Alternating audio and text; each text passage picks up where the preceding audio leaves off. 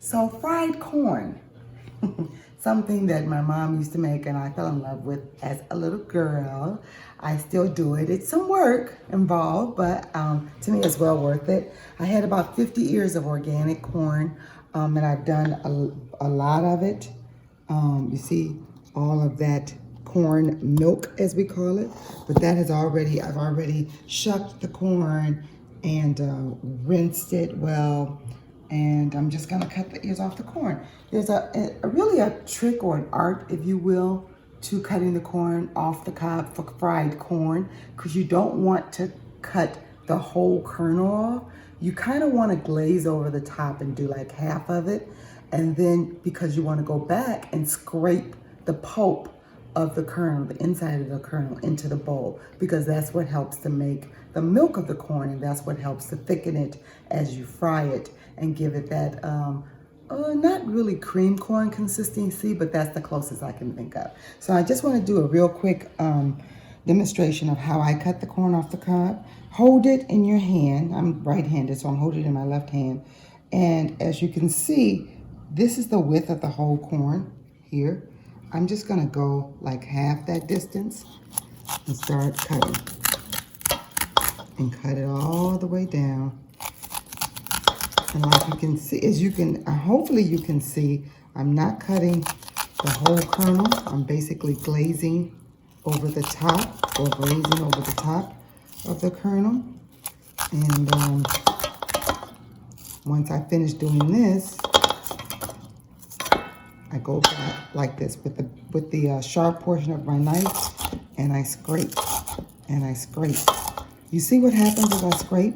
This looks like you can see that there's pulp in there, but as I scrape, that all goes into the bowl. So see, that's empty now. So just scraping. I didn't get that corn, so I have to get that corn off here. Scrape and scrape all the way around. And as you can almost see the pulp in there along with the kernels, which is pretty cool. So I'll do another demonstration just to see if you have any questions, or if you live nearby, please, I would be more than happy to have you come by and I can show you how to do this physically in person.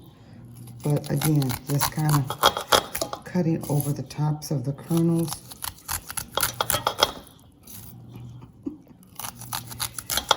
All the way around. Sometimes you miss some, you have to go back.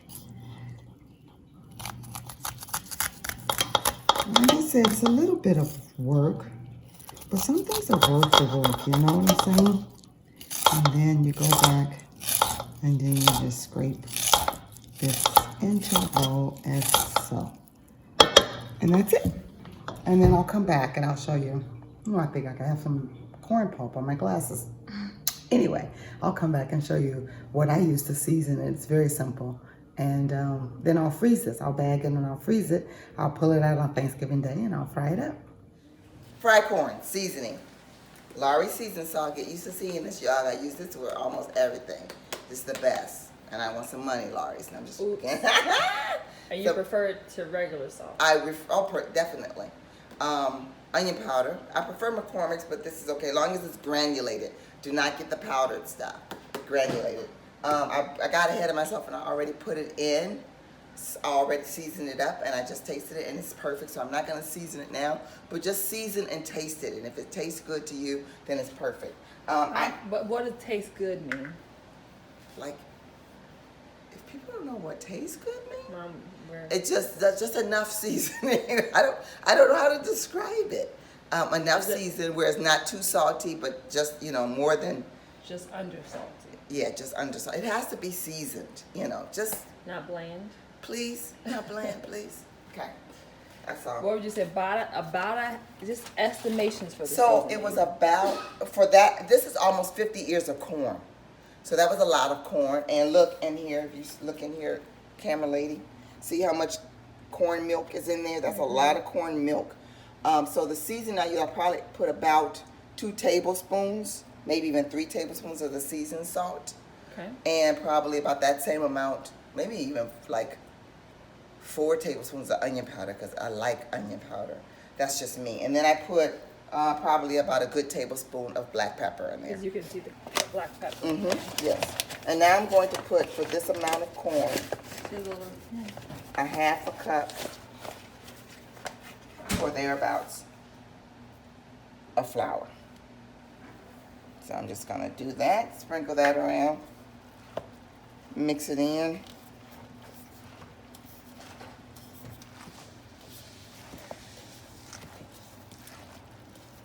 And this will be nice, good and ready to go ahead and fry. Scratch them sides off, I noticed. Yes, scratch the sides off, get it nice. See, still juice in there, but it's almost like a little thickened now because of the flour. It'll be nice and ready to fry on Thanksgiving Day. And I have a surprise for my camera lady. She's gonna be the one that's frying it for me. Oops. She's gonna take it home. I'm gonna gonna take it home. and fry it for me, and then bring it over because I'll have a lot of things going on I Thanksgiving. don't have a big enough fryer.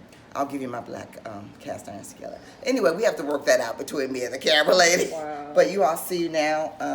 And how are you gonna keep this till Thanksgiving? I'm gonna freeze it. I'm gonna put it in a Okay. freezer bag, and go ahead and put it, freeze it, and then take it out probably the day before. Get it over to Erica, and she will fry it.